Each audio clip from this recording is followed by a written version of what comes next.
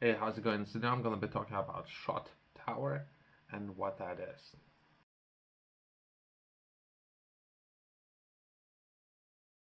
First time I have read it, it was way back when I was working at the pub. I learned more about working customer service, working with the people, and reading a lot of magazines. At the time, I was reading Playboy. so, and I stumbled upon one of the articles there where in the article they were discussing of manufacturing of the small round bullets way before any industrial manufacturing has taken place. So it was very primitive but very accurate way of manufacturing of those perfect round balls and how they did it. If anything, that's something that I myself was interested in at the time, and I'm here to share that with you. Shot towers is a historical industrial structure that was used in production of lead shot. This is what how it's defined as, which are small, spherical pellets used as ammunition in firearms. The shot towers played a crucial role in development of firearms and ammunition manufacturing during the 18th century and 19th century. Let's take a look at the brief history. Early methods of making shot. Before this invention of shot towers, lead shot was typically made by casting molten lead throughout the sieve of, or by manually cutting it into smaller pieces. These methods were not very efficient and produced irregular shaped shot pellets. As you can understand, you at least how firearms used to work back in the day.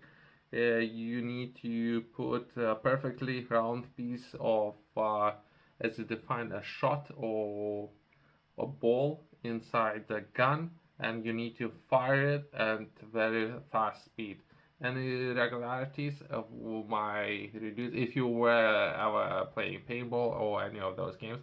You can only imagine what kind of problems that might cause over periods of time. If the ball with itself, it would not necessarily be a perfectly round, and it potentially cause some issues over many uses of firearms.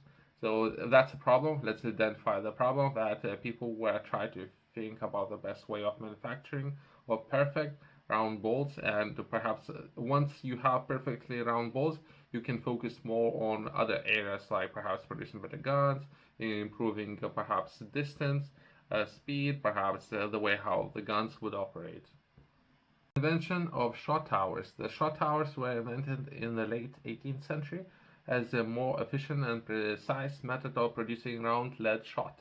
The concept behind the shot tower is to drop molten lead from considerate height, allowing gravity to shape the lead into spherical pellets as it falls into coils. Basically, you had to melt it and drop it from a large height, and gravity in air. You need to give enough time in air, so perfect drop would be perfectly round, and giving enough time to stay in that particular shape. And once it's in that particular shape for some period of time, making sure that's enough based on size, it would drop in the water and cool. So by gravity, only you can produce perfectly round shots. Basically, that's invention, and some of the smart people, the way how they came up with this particular way of manufacturing round balls. First of all, I need to say I don't know if this information is accurate, but it's interesting. The shot tower. Usually, they might say it's in the U.S. Some people might say it's in England.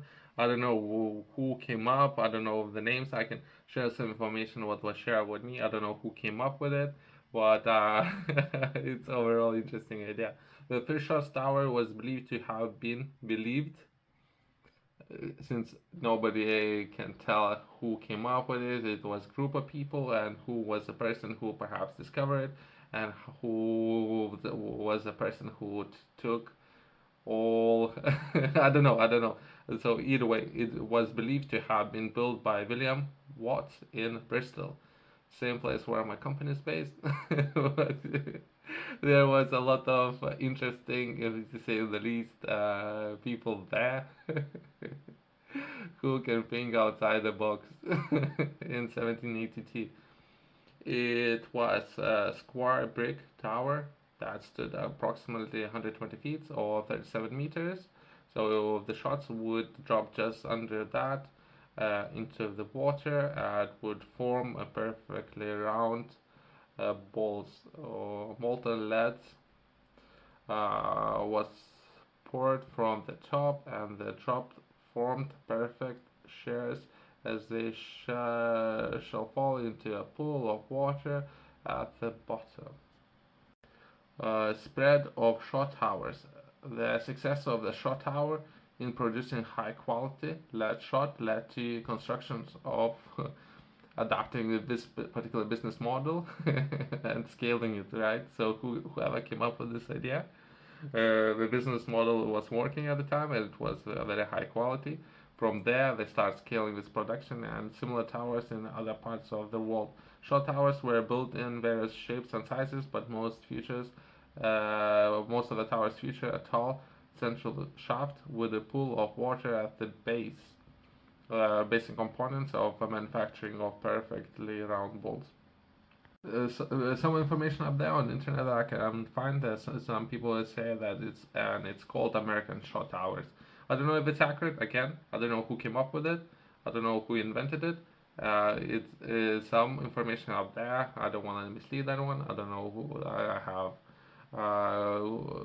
Who was a person who came up with it. Normally, it might take more than one person to do it. So it says one person, perhaps that person might pay it for everything. So I don't know, I don't know all intricacies, right? American shot towers. Shot towers were also constructed in the United States during the 19th century. One of the most famous American shot towers was a Phoenix shot tower, built in Baltimore, Maryland in 1828. It started standard at 234 feet, 71 meter tall height. Perhaps by having it higher, you can produce larger balls, at least to save the least, or give it more time to make sure the melted piece is perfectly round. Tall and was once the tallest building in the United States. Manufacturing process to create lead shots in a shot tower. Lead was melted in a furnace at the top of the shot tower and poured throughout the perforated copper sieve or plate. The liquid lead formed into droplets as it fell, and those droplets solidified into spherical pellets before landing into the water below. The shot pellets were then collected, sorted by size and solidity. Decline of shot towers. Shot towers remain in use well into 20th century, but their population waned as new methods of shot producing, such as Bliminster method, was developed. These newer methods allowed for more efficient and cost-effective production of lead shots. For those of you who are interested, I don't know, I thought it's an interesting topic to cover and share some interesting information for those up there who are overall interested in perhaps different methods of manufacturing. I have published a book. Name of the book is Game Strategy. In the book, I'm sharing a lot of information with regards to strategy, what would be required of you to set up your own company, to run your own company, as perhaps investing in different companies. All this information you can find in this book. I would begin, and the way how I structure every chapter would be very basic information for those of you who are just starting out, but it would pick up speed and it would be it can be very challenging information for those of you who do not understand, to say the least, finance. You can find this book in the description below, as well as Top Retailers has it.